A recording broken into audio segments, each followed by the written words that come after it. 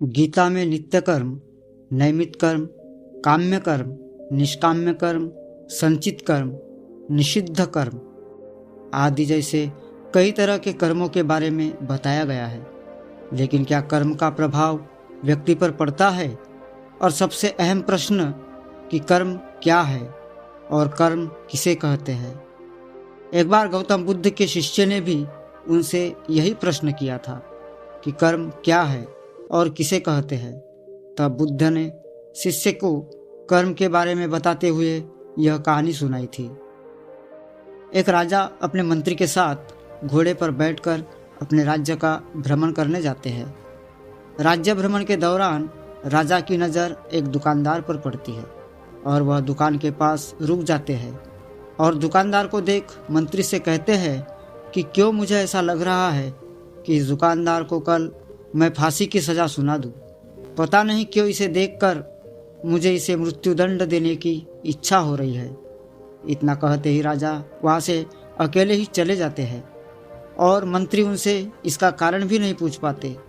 अगले दिन मंत्री अपना भेष बदलकर दुकानदार के पास साधारण मनुष्य की तरह जाते हैं। वह दुकानदार चंदन की लकड़ियाँ बेचता था। मंत्री दुकानदार से इधर उधर की बात कर उससे काम और हालचाल पूछते हैं। दुकानदार कहता है, क्या बताऊँ भाई, मेरा हाल बहुत बुरा चल रहा है। लोग मेरी दुकान पर आते हैं, मेरी चंदन की लकड़ियों को सूंघते हैं, प्रशंसा भी बहुत करते हैं, लेकिन खरीदता कोई नहीं है। बस इसी इंतजार में हूँ कि अब हमारे राजा की मृत्यु हो जाए और उनके अंतिम संस्कार के लिए मेरे दुकान से ढेर सारी चंदन की लकड़ियाँ भीग जाए। दुकानदार से इतना सुनते ही मंत्री को सारी बातें समझ में आने लगी। वह समझ गए कि आखिर क्यों राजा के मन में इस दुकानदार के प्रति नकारात्मक विचार थे। मंत्री ने दुकानदार की बात सुन उससे थोड़ी चंदन की लकड़ियाँ खरीद ली। लकड़ियों की बिक्री से दुकानदार भी खुश हो गया और तुरंत मंत्री को लकड़ियाँ दे दी।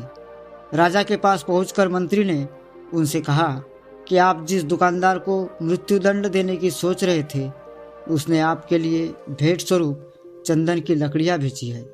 यह सुनते ही राजा खुश हो गए और सोचने लगे कि बेवजह मैं उस बेचारे दुकानदार के बारे में बुरा सोच रहा था। राजा ने मंत्री से चंदन की लकड़ियाँ लेकर सूंघी, जिससे बहुत ही अच्छी सुगंध आ रही थी।